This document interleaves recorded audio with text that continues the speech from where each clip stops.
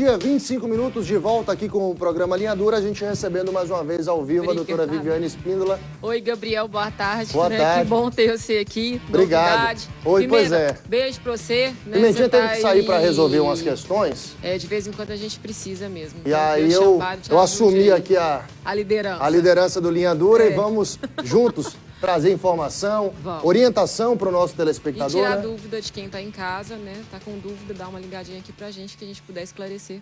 Exatamente. Doutora, mas para a gente começar, vamos com uma informação, conhecer uma história do seu Luiz. Ele diz nunca ter tido nenhum carro ou um outro problema, recebeu uma cobrança judicial por isso, que a gente vai conferir nessa matéria para ver o que aconteceu, por que ele está recebendo essa cobrança. Parece que ele está sendo citado aí como dono de uma garagem, ele nunca teve nenhuma garagem. E é isso que a gente vai conferir agora, a história do seu Luiz. O autônomo Luiz Antônio da Silva é do tipo que bate no peito e diz com todas as letras que uma das virtudes que mais preza é a honestidade. E para provar o que diz, carrega consigo uma certidão criminal negativa. Eu procurei todos, procurei no SPC, ACUB, cartório de protesto, minha ficha criminal na civil. Não tem nome protestado, o nome é limpo. Seja Deus, meu nome é igual uma água corrente daquela que brilha. Mas agora, seu Luiz está com a pressão arterial alterada, o sistema nervoso abalado, e não é para menos. O autônomo que mora no bairro Tocantins, em Uberlândia, contou à nossa reportagem que nunca teve moto ou carro e há uma semana recebeu um comunicado oficial de cobrança judicial no valor de R$ 1.500. Foi quase dando um derrame, eu fiquei doido, tremendo, igual uma vara verde, não tive segmento para lado nenhum, nem não dormi. No documento expedido pelo Juizado Especial Cível da comarca de Estrela do Sul, consta que um certo cidadão vendeu a um tal de Luiz Antônio da Silva uma motoneta Honda bis 100 cilindradas, placa GYK 1228, cor verde. E aponta este Luiz Antônio da Silva como sendo dono de uma loja de carros usados da cidade de Monte Carmelo, no Alto Paranaíba. Mas este seu Luiz Antônio diz que nunca, nem mesmo morou em Monte Carmelo e também nunca foi dono de garagem alguma. E agora? Nunca morei. Eu passava lá de passagem, mano, fogão, pausava uma noite e ia embora pro lado de Belo Horizonte, Pratinha, aquele meio de mundo ali. Eu nunca pisei essa loja. Primeiro, que eu não tenho leitura e segundo, que eu não tenho condições financeiras. Como que eu vou ser um negociante sem saber o que eu tô fazendo? Desesperado e sem saber o que fazer, seu Luiz pede ajuda ao Linha Dura. Por isso que eu procurei vocês para resolver o problema para mim, que eu sinto confiança em vocês, que eu vejo que vocês só praticam bem pro povo. Doutora Viviane, a situação agora complicou, tá na mão né? da senhora. Seu Luiz, provavelmente é homônimo. Apesar de constar ali um número de um CPF, não sei se esse CPF corresponde exatamente ao do senhor ou não, mas isso aí há alguma confusão.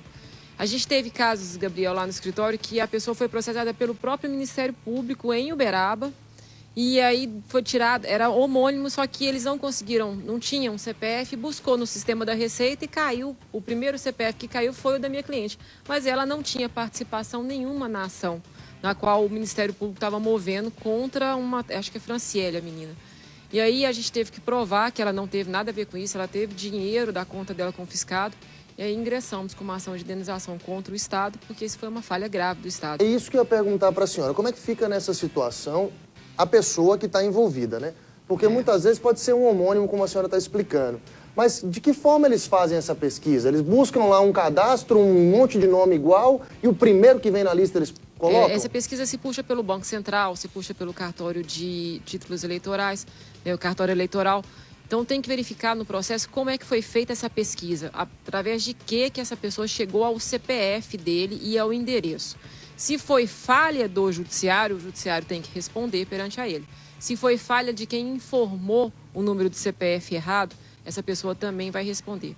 Agora, documento, quem importa se o documento, RG, CPF, nunca assine nada sem ler. Não assina um contrato sem ler, não assina um documento, porque às vezes isso é colocado de laranja em determinadas empresas. Não estou falando que vai ser o caso do seu Luiz, porque a gente tem que verificar a documentação dele direitinho. Mas toma cuidado, nunca ninguém assina nenhum documento sem ler, sem ter a certeza do que está acontecendo. Uberlândia é uma cidade extremamente bem servida de advogados, temos excelentes advogados aí. Então, está na dúvida do documento, vai fazer um recibo, vai fazer uma compra e venda, está na dúvida, olha o documento, lê. Né? Porque depois que assinou, até provar que você não sabia aquele documento que você estava escrevendo ali, o que você estava postando ali. Então, toma cuidado, não assina sem saber, não. Leva no escritório de advocacia e pede para tirar a dúvida. Olha só, o telefone já tocou, tem gente na linha, não é isso? Vamos lá. Muito boa tarde, quem fala? Boa tarde, meu nome é Edson, tudo bem? Ô Edson, tudo bem? Oi, seu Edson, boa tarde, tudo bom? Boa tarde, doutora. Até a título de esclarecimento desse senhor Luiz aí, esse fato ocorreu comigo aí alguns anos atrás, numa situação de homônimo lá em Pará de Minas. O BNDES me cobrando uma dívida, o BDMG me cobrando uma dívida, que era de homônimo. E aí até Eu tive que percorrer as varas de fazenda pública, que seria um caminho para ele, para poder provar que o meu CPF e a minha pessoa não devia aquela situação. Aí eu consegui, junto às varas, na época em Belo Horizonte, essa carta, esse atestado judiciário que eu não vendi, que eu não devia. Talvez seria o caminho a ele percorrer e depois buscar realmente a indenização. Os verdadeiros culpados disso, né? E requerer a reparação, né? Porque imagina o senhor receber na sua casa uma notificação que o senhor deve, sendo que o senhor não deve nada para ninguém. Então, isso é extremamente constrangedor, né? Atentatória à dignidade da pessoa humana. Então, não é justo que se faça isso, não é justo que a pessoa cabe essa indenização, né? Cabe indenização por dano moral para quem deu a informação errônea, para quem colocou o CPF dele, sendo que ele não é o devedor daquela dívida. Às vezes a pessoa chuta, né? Ela vai no chutômetro e faz, se der certo, deu. Não é assim, ela tem que ter responsabilidade com aquilo que faz. Obrigada pela dica, seu Edson, né? Pela participação, e é excelente um caminho dele a se cumprir também. Mas ele tem que procurar a justiça, tem uma audiência do seu Luiz que está marcada, ele tem que comparecer e fazer a defesa dele. E vai fazer sim, a gente vai acompanhar essa história. Mas vamos lá que tem mais gente participando aqui com a gente no Linha Dura. Muito boa tarde. Boa tarde.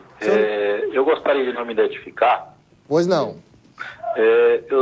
Desde fevereiro eu estou com problemas de saúde, só que venho trabalhando e aguardando na rede pública. Só que, infelizmente, agora eu fui surpreendido com a demissão. Os exames demissionais que eles fazem, eles não constatam essa dificuldade que a gente tem. Então, provavelmente, no meu exame demissional, eles vão me colocar como apto a trabalho.